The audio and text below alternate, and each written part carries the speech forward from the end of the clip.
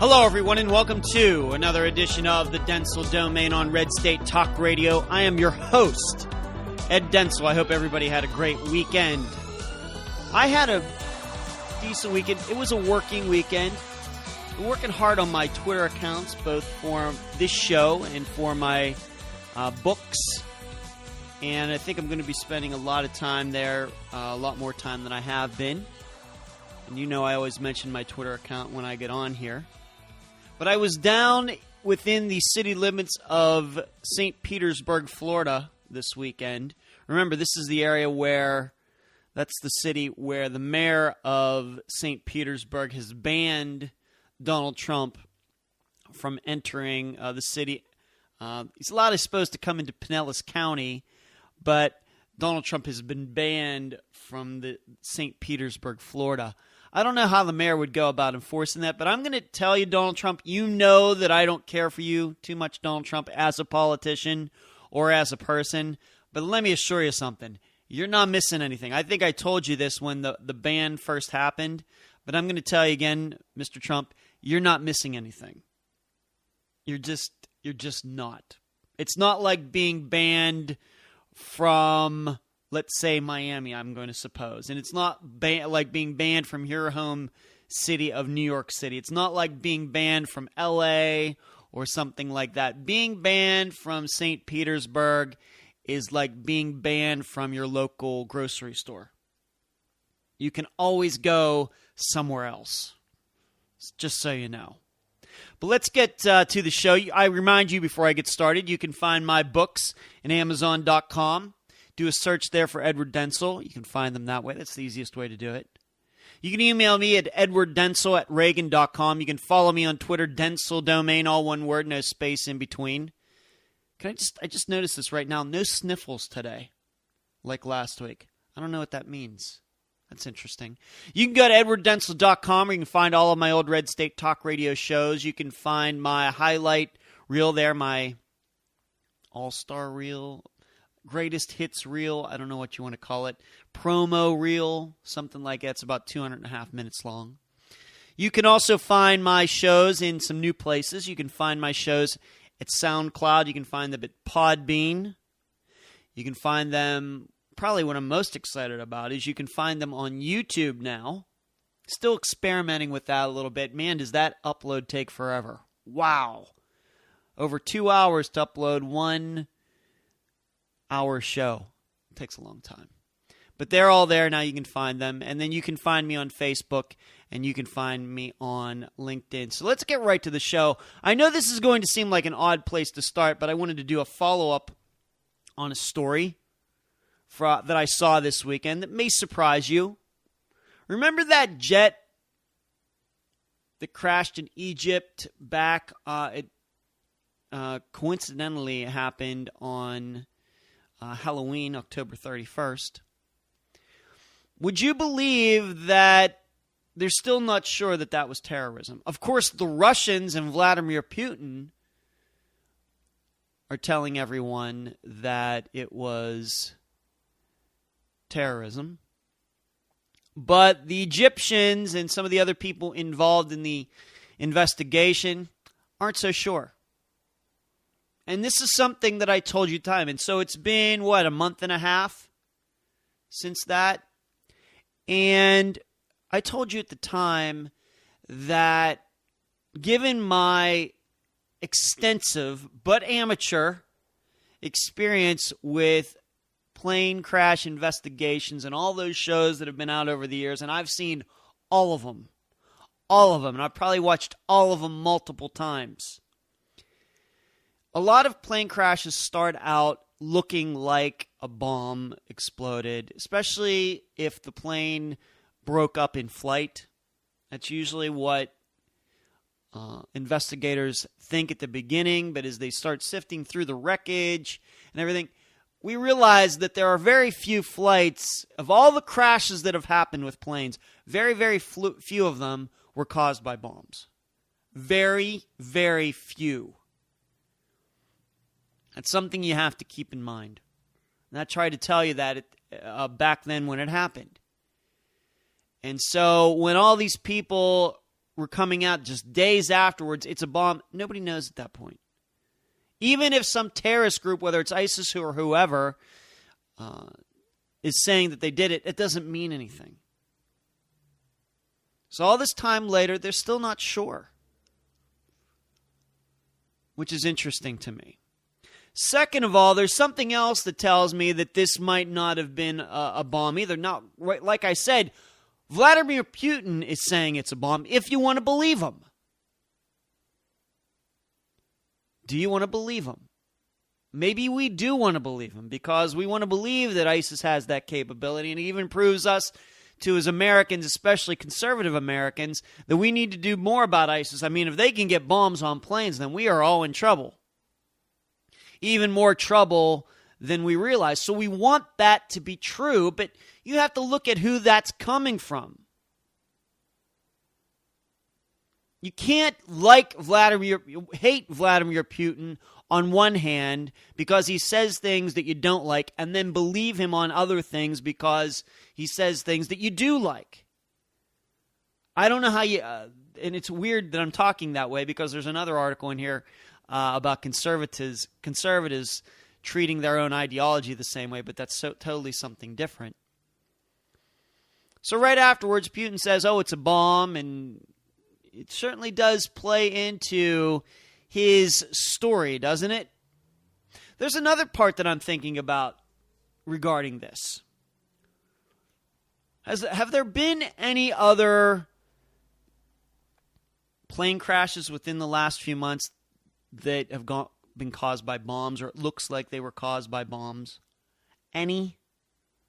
Why would a terrorist group, if they had the ability to do this, only have bombed one plane? One. I mean, if they have people in certain positions that could get bombs on planes, sneaking them through security, or they have people working at the airports,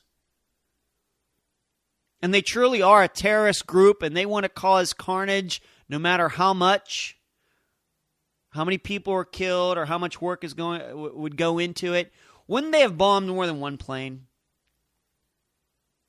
Since then, before then?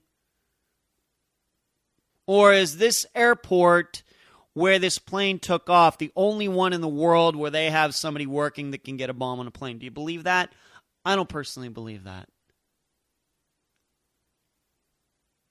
So there's once again, all these weeks later, there's still a part of me that doubts it. Even though I know since then that I've mentioned that maybe it was a terrorist attack, I still have doubts. There's just something about it that seems weird to me, given what I think we know about terrorism and given what we know about the people who are trying to market to us that it was a bomb. I know that's tough. It's tough to be that way. And when somebody says something that you like, that you want to believe, and then you actually have to look at who the messenger is. That's tough in our lives, not just in our political lives, but in our private lives as well.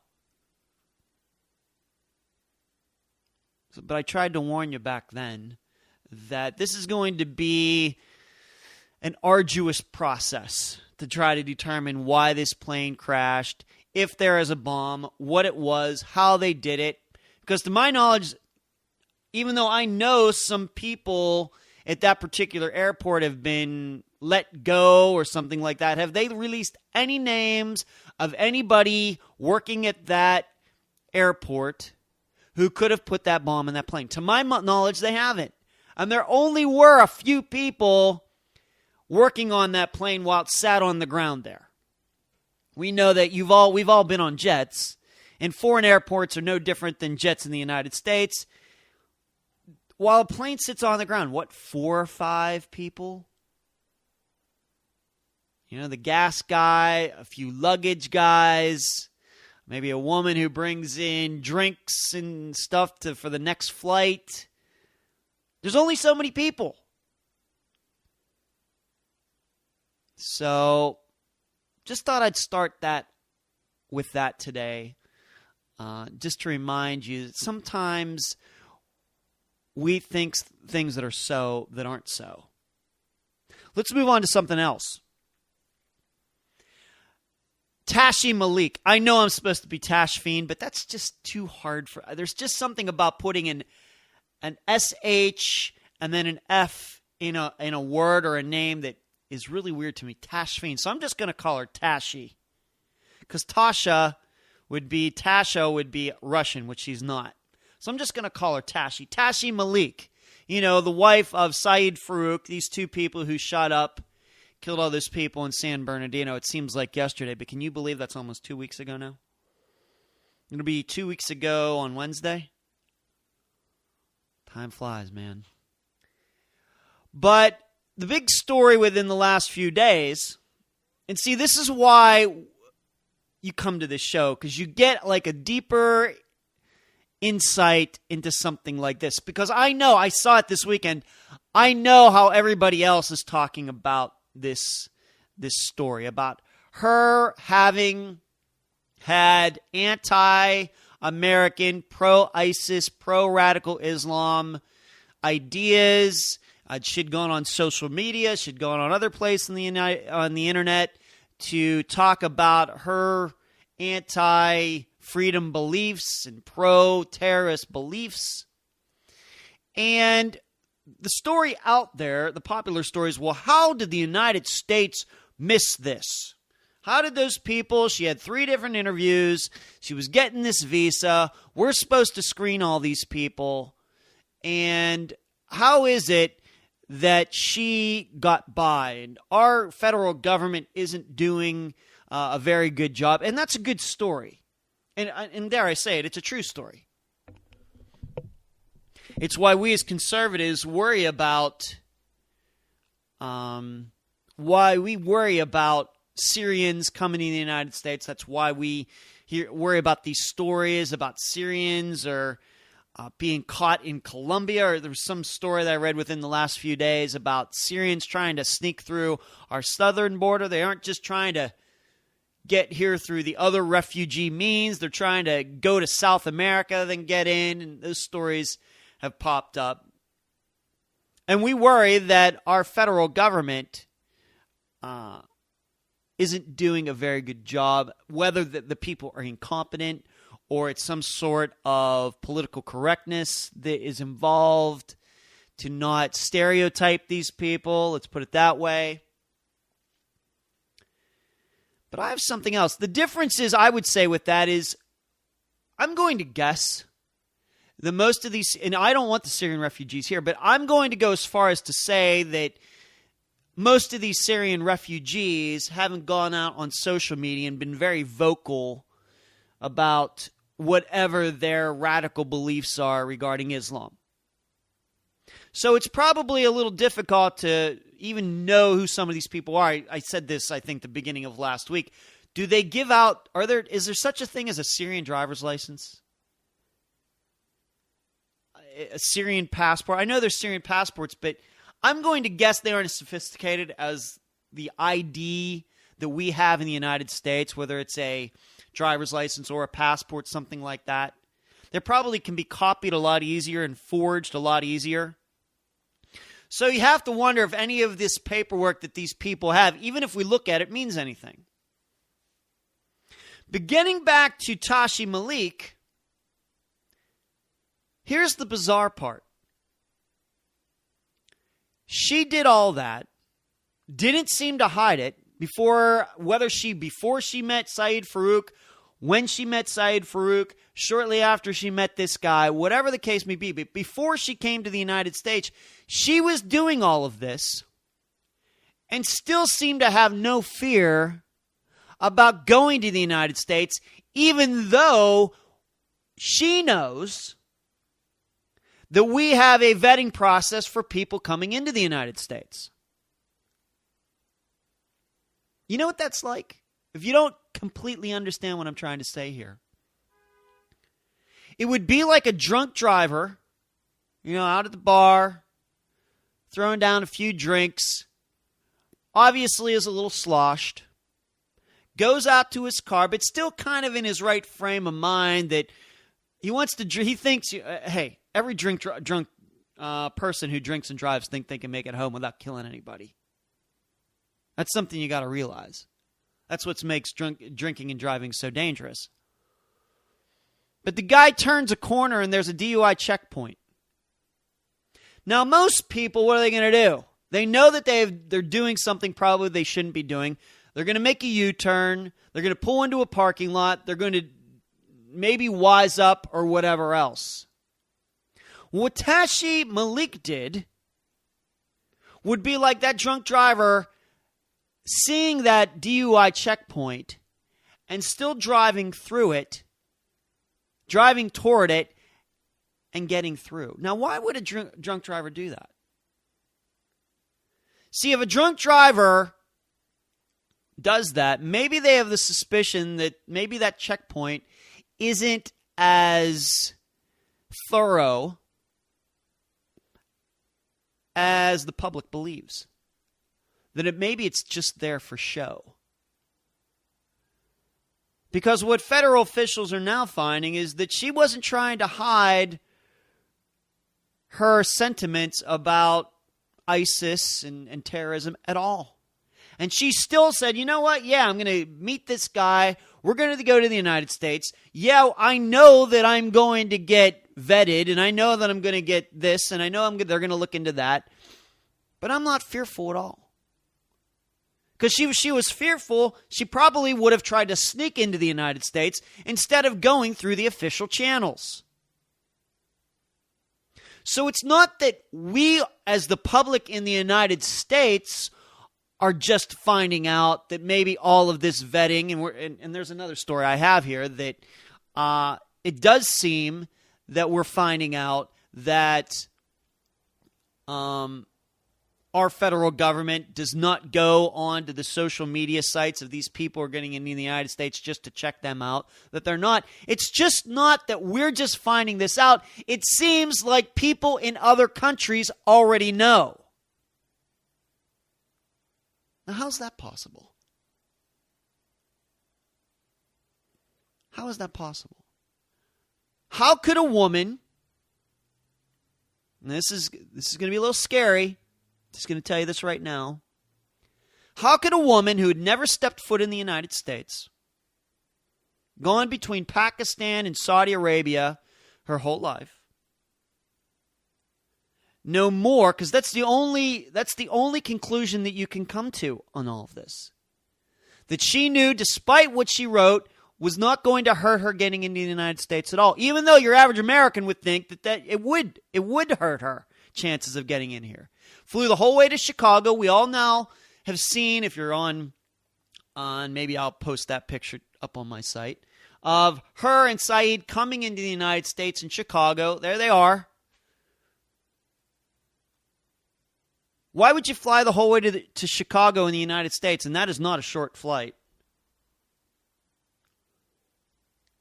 Knowing that what you did could get you banned from the United States, unless you think that you're going to get through anyway.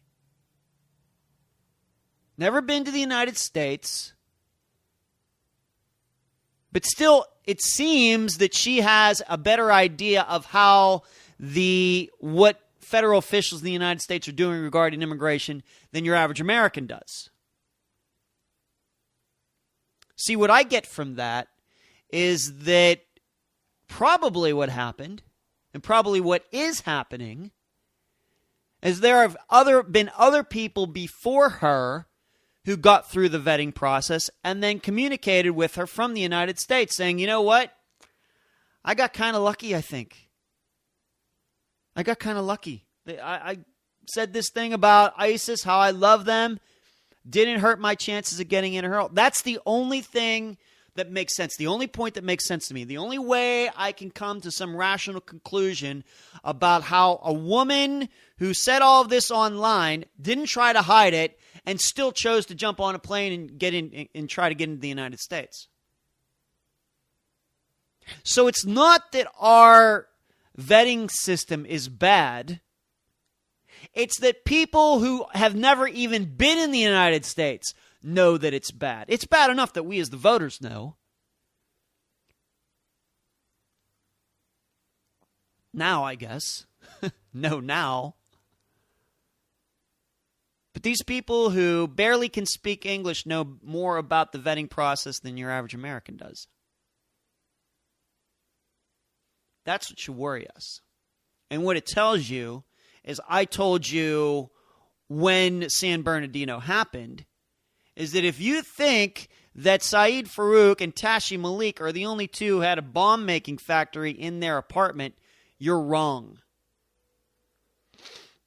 As I'm doing this show, and this isn't meant to scare you, this is a fact of life. It's just, in fact, it's not even just a fact of life. It's just percentages.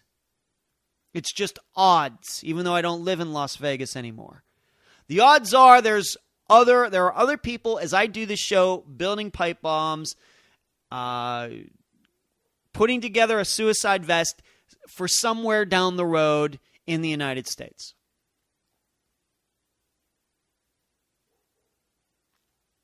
And it's just the way it is. And the problem is that once they're here, they're a lot tougher to track down, I think, than when they're coming into the... I mean, it's again, this woman did not try to sneak in. She, her husband, who is an American citizen, he was going to get back in no matter what. But they went by the book and got in.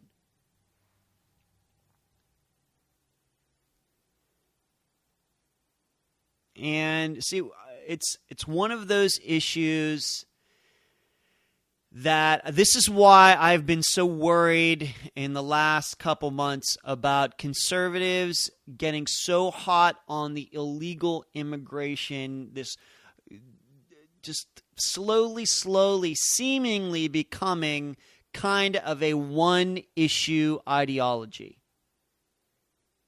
And I think it's the reason that so many conservatives have said so many nice things about Donald Trump, is that illegal immigration in particular, and now it's kind of washing over to even legal immigration, even going by the book.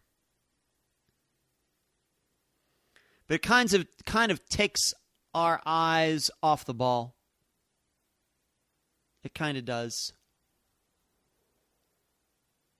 For so long that we've been so worried about illegal immigration, and it's bad, and I hate it. But there's no use doing anything about illegal immigration if even your legal immigration policies don't work. Don't work. Because whether we like it or not, and I know that many of these illegal immigrants who've come to this country have caused crimes, have committed crimes, murdered people and everything.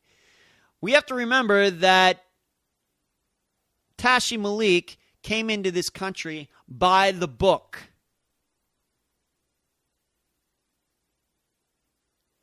By the book. And seemingly knew that she could do so.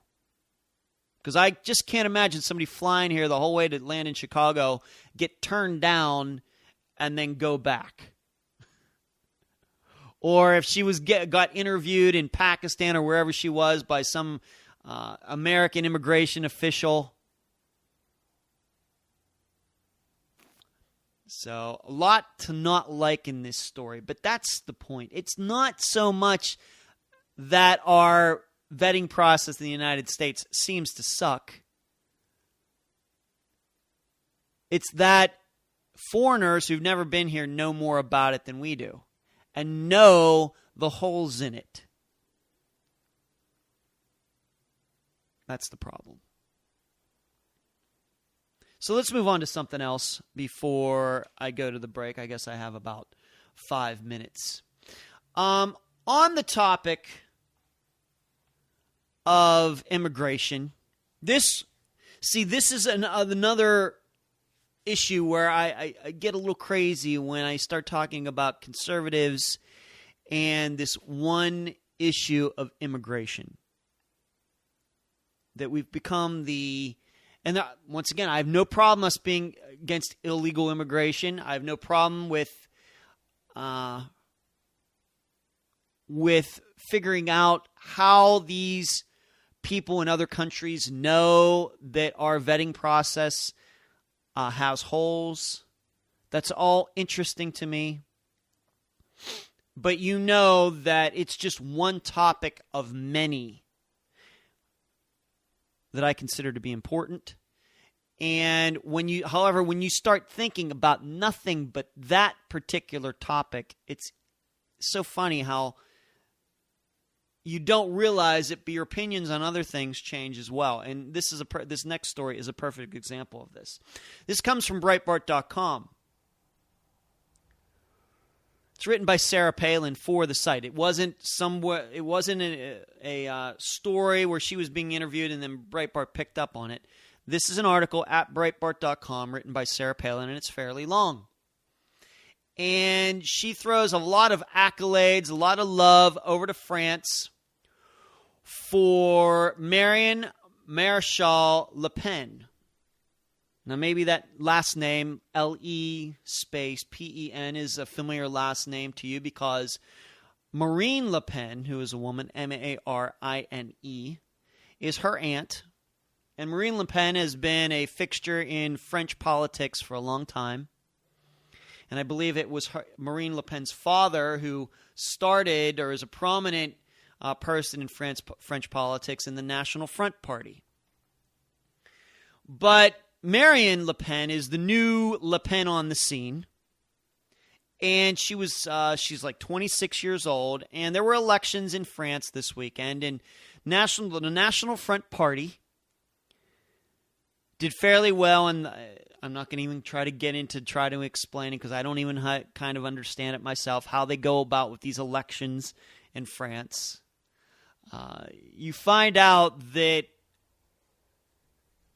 just because you have a representative republic or democracy, it's funny how from country to country, how elections are different. It's people voting, but how they tally them and what that means in different layers, and they have runoffs, completely different from country to country. But the National Front Party got a lot of votes, but won nothing. And this is a party, if you don't know, that is very anti-immigration in France. And I can remember, I've been reading about Marine Le Pen in French politics for at least maybe the last 5 to 7 years. The name pops up once in a while, but her family in French politics goes back to the 70s. Well, Sarah Palin wrote this glowing article about Marion Maréchal Le Pen, even at the end of the article comparing her to Joan of Arc, a well-known woman in history, fighting brave, and then she got burned at the stake. And to read the article by Sarah Palin, and I love Sarah Palin. I think she has been great for conservatism. But in this and other things that I've seen with her, she's gone too far. Because I've told you that our particular brand of conservatism in the United States is unique. We are surrounded in the world. You look at liberalism in the United States, that is a majority of the world. There is some sort of commonality between liberalism in the United States and most politics in the rest of the world. Whereas American conservatism is unique to the world. Not to say there's little pockets in other countries, but they have no political power whatsoever. None. Zero. And so to think of the National Front Party and to read Sarah Palin, you would think that the National Front Party is like conservatism in the United States. But what you realize in reading that article written by Sarah Palin, it's only about one topic. Immigration. And Sarah Palin at the beginning goes as far as to say that she wishes that she were French so she could have voted for Marion Maréchal Le Pen in the elections this past weekend. Now, fortunately, I have to go to the break, but when I come back, we're going to talk about why this article by Sarah Palin is very dangerous. I got to go to the break. You've been listening to the Dentzel Domain on Red State Talk Radio.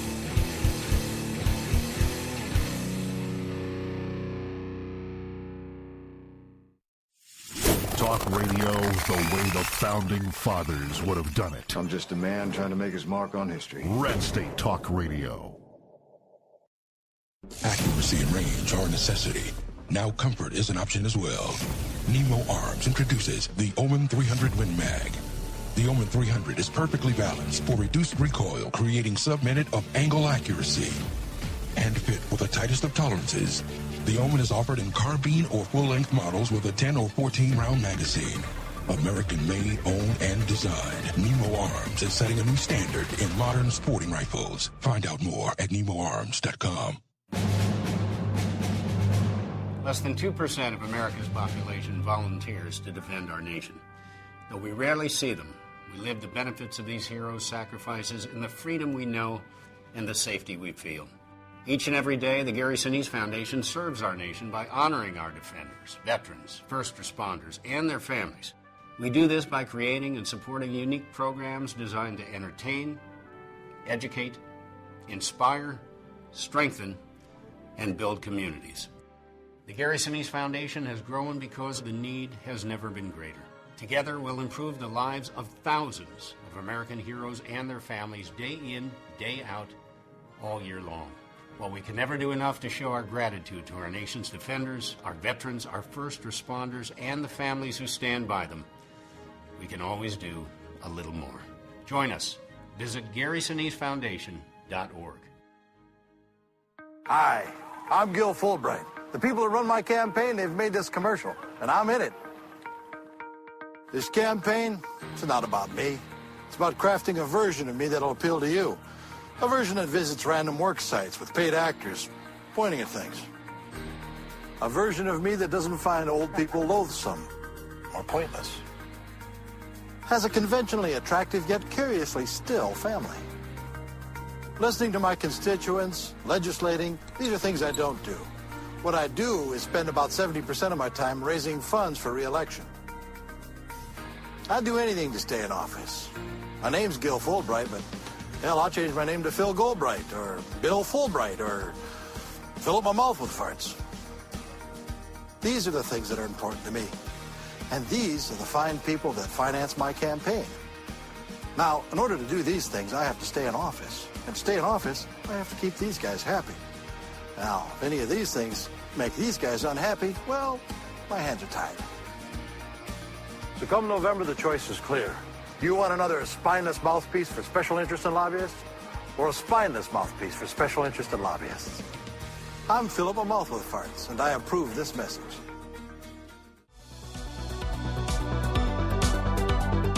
And we are back at the Dentzel Domain on Red State Talk Radio. I want to continue to talk about this article that Sarah Palin penned at Breitbart.com.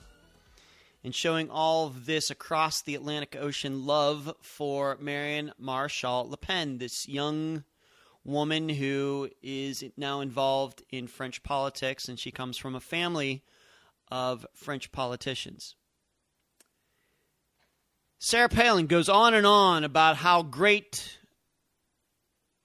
this young woman Le Pen's attitude is toward immigration.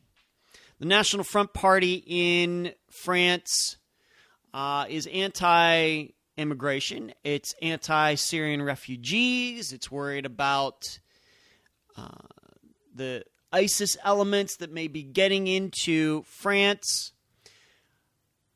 But it doesn't tell the whole story, and that's fine. That's particularly fine. But I think it goes too far when somebody like Sarah Palin, who is very popular, writes on a very conservative site, somewhat conservative site, like Breitbart.com, and starts talking nice about the National Front Party, no matter who the woman or man is who's currently popular in that party in another country. Here's what she didn't tell you about the National Front Party. Now, keep in mind, this is somebody who Sarah Palin said she would vote for if she were French.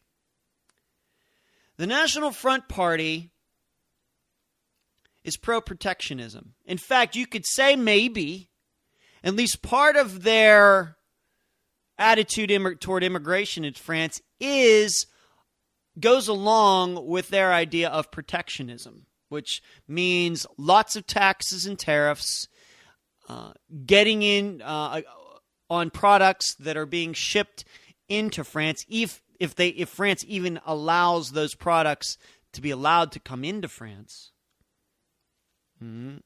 And we know what that does. We know that then that causes an artificial imbalance in the economy of any country that tries that. That's why, remember, we as conservatives are supposed to be free market people. We're supposed to be free trade people.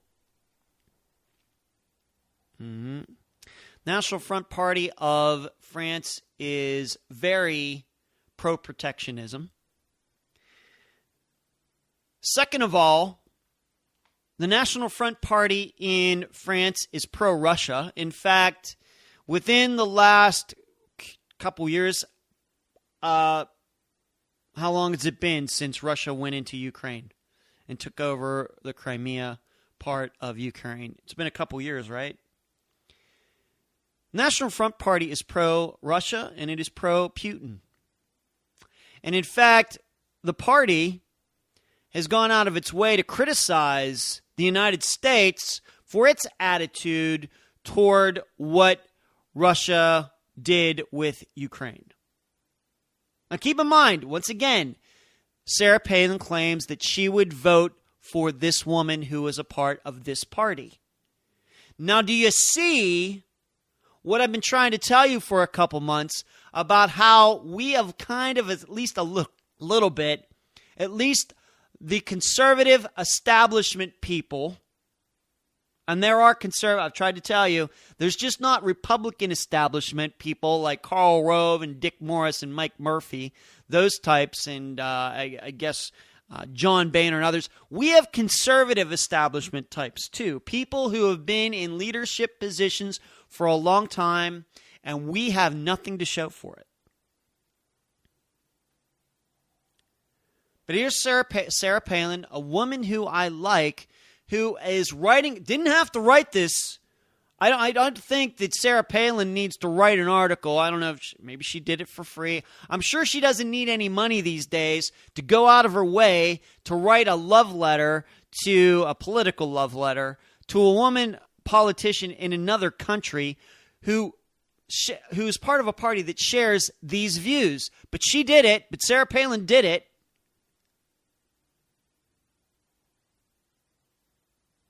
Right?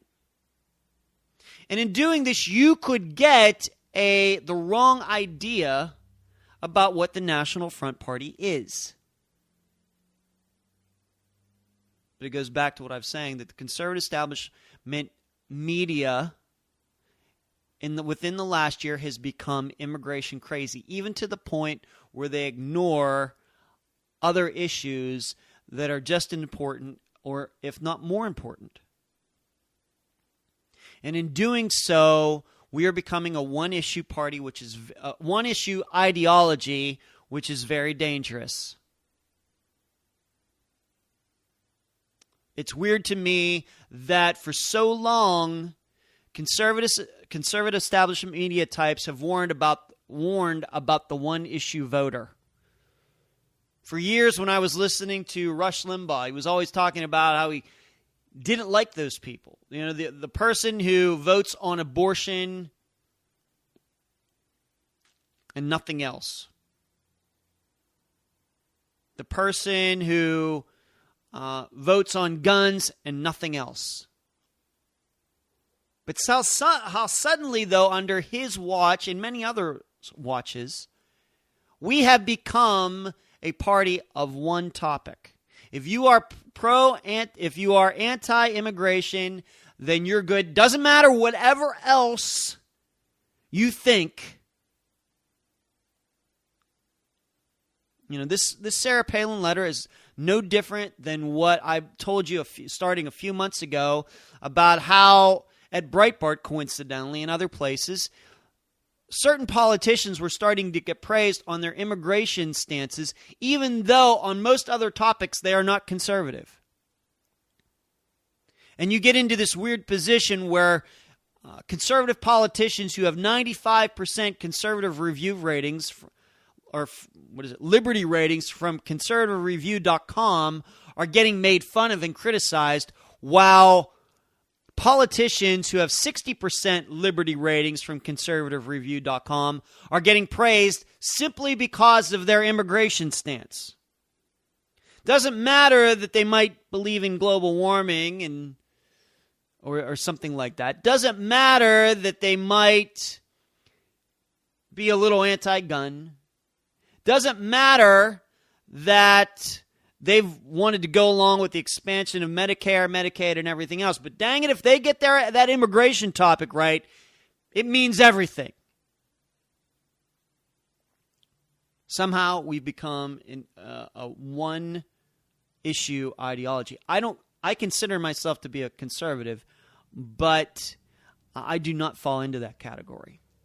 So, the National Front Party, run by the Le Pens, who I'm going to say otherwise are perfectly nice people,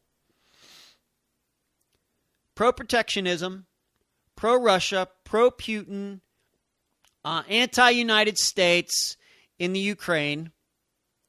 It's anti-immigration. It's allegedly a Christian party.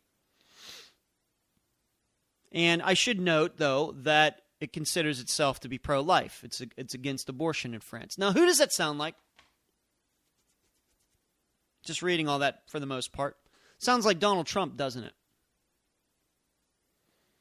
See, this is what bothers me. See, when I know that Sarah Palin has said so many nice things about Donald Trump in the last 6 months, then I get it. She sees this Le Pen woman, this young Le Pen woman. She was only, I was reading this article and I wanted to see how old she was. She was born in 1989. That was the year I graduated from high school. That's bizarre. But it kind of sounds like Donald Trump. It sounds like Donald Trump should be heading up the National Front Party in France. So it's kind of carried over. So it's not enough now that we have certain conservatives in the United States praising Trump. Now it's just not one guy. Now it's starting to spread. Now we're looking at other countries and pointing out those people who kind of are like him and saying how good that is. Even though that politician may have a bunch of other ideas that are not conservative at all. And you all thought I was crazy a couple months ago when I told you it seemed like conservatism was becoming a one-issue party. Because that only serves to undermine ourself.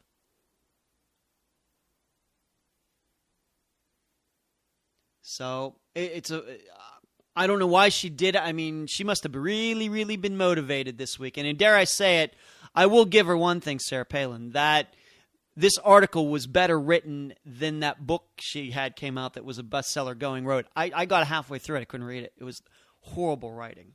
Horrible. Now, I know it was ghostwritten. Whoever did the ghostwriting for her hopefully is pumping gas now. Because it was written horribly. And I wonder if Sarah Palin actually, now that I'm standing here, I'm wondering, did she actually write this article for Breitbart.com or not? I'm sure it's her ideas. But there is not one little caveat to any of it. There's nothing that says, yeah, they're pro-life, they're Christian, they're anti-immigration. But I just also want to point out that the National Front Party is also this, does this.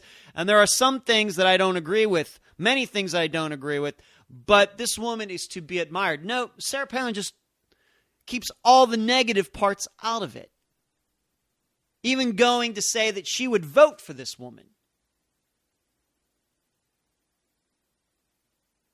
And once again, we wonder why Donald Trump continues to be popular.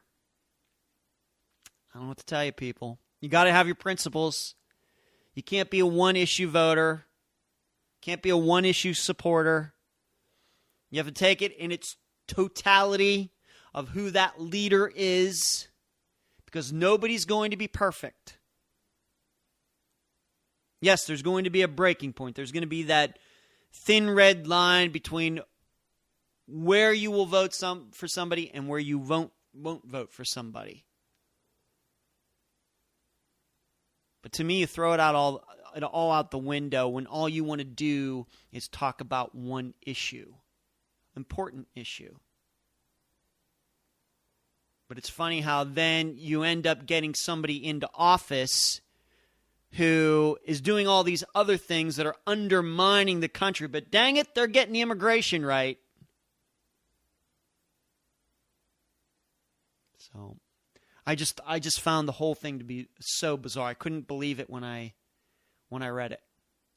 For her to go so out of her way to kiss this Marion Maréchal Le Pen's butt. Let's move on to something else. Speaking of Trump, and here's this next article is kind of a follow-up article to a poll. It's an article about a poll that happened last month. And I believe back then it was Quinnipiac that did the poll. This time it was NBC and the Wall Street Journal, I think, got together with this poll. Something very curious going on, and maybe once I start talking about this, you'll remember from last month. Donald Trump nationally, if we were to believe through Reuters, that's a poll that they keep putting up at the Drudge Report, Donald Trump continues to lead nationally by a wide margin. They have a rolling poll going on there, and he's up by like almost 20 points nationally, if it's to be believed. Now, we know in Iowa, specifically the state, he's down 10. Specifically in New Hampshire, it's pretty close. And in some of these other states that are farther down the road in the nomination process, he's leading some, losing some. But nationally, he's been leading forever. However, when he is put up against Hillary Clinton in a national race, he's the only one that loses. He loses by 3 or 4 points, whereas Ben Carson, Ted Cruz, and Marco Rubio beat Hillary Clinton. Not by a lot, just a couple points here and there. But Donald Trump loses to her. The other guys beat her. And this is the second poll. I told you, I was a little confused when it happened a month ago, however long that last poll was. And I stand here kind of feeling the same way now. And the only explanation I have for it, well, there could be various explanations. But the point that keeps coming to my mind is that a lot of these Donald Trump supporters just aren't Republicans. I think that they like him compared to the other Republicans running. But then when he's paired up against a Democrat, well, maybe those people just identify with Hillary Clinton more. Now, you need to remind something else that needs to be put out there. If you can even believe this, considering all of the crap that Hillary Clinton has been through in the last few years, between her emails and her lying and the Clinton Foundation and Benghazi, everything else, Donald Trump still has worse favorable, unfavorable figures than Hillary Clinton does. And Donald Trump hasn't even been involved in any conspiracies. Granted, he said a lot of stupid things, but he hasn't gotten anybody killed, right? He didn't have any secret information on his email, right? He doesn't have some sort of nonprofit that was kind of a slush fund, does he? Not even I would say that about Donald Trump, but still, he is viewed less favorably than Hillary Clinton is. And in this national poll, once again, I don't know how much you can learn from national polls right at this point, but I think it is significant that he's the only one on the list. So he beats all of the other Republicans in just when Republicans are considered. But you start looking at the general population, he loses to her. And he's the only one that does. That's what worries us. This is kind of sounding like John McCain and Mitt Romney all over again. Easily win the nomination, can't win the presidency, and it has nothing to do necessarily with the other guy, although maybe in Barack Obama's case, at least maybe in 2008, it did.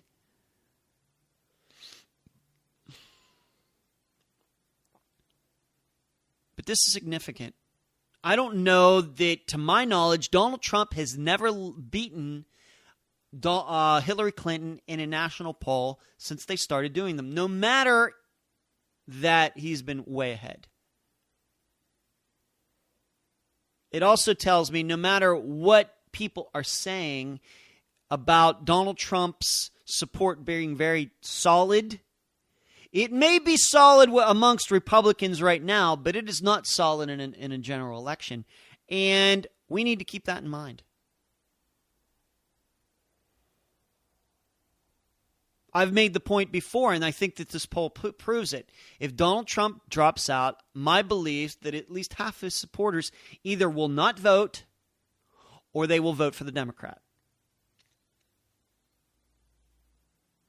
Whereas it seems that if these other guys drop out, I think that there's proof enough that their supporters will go to some other Republican, and it won't be Donald Trump. This is exactly why I told you last week that I think that Donald Trump's popularity has been tapped out.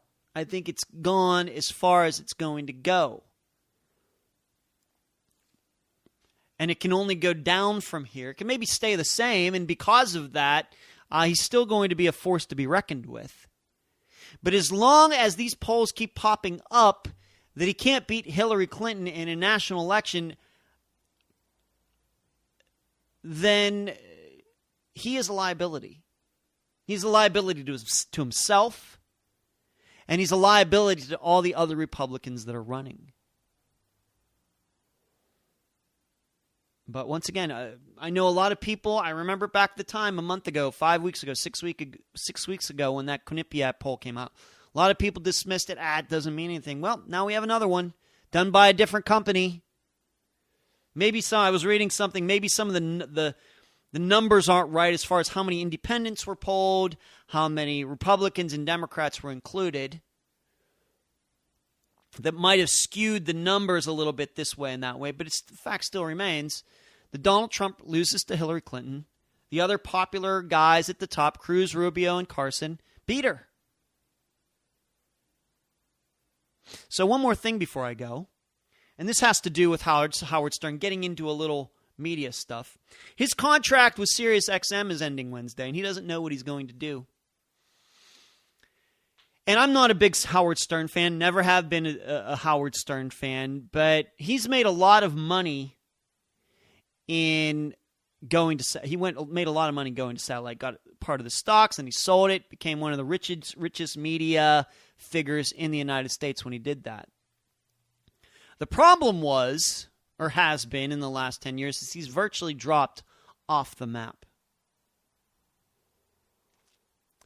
And has not been the controversial figure that he always was. And I think that that's hurt him. He may have taken the money, but it's hurt him. And when I think about that, I think about the conservative establishment media right now as well. That making a lot of money, selling a lot of gold, selling a lot of fancy beds and everything, but they have lost their influence. The difference is that they can be heard by anybody, anywhere, unlike Howard Stern, where you need a satellite radio in a particular car, and it's just not as common. It's one of the reasons that Howard Stern, you don't think about him that much anymore. But it's just something when I read the story, I thought, yep, it's like conservative media, making a lot of money and losing influence. Conservative establishment media, the Rush Limbaughs, Sean Hannitys of the world, who have lost, have just lost some influence in the last few years, despite making all the money that they have. But I got to go. You've been listening to the Dentzel Domain on Red State Talk Radio, and I'll talk to you again very soon.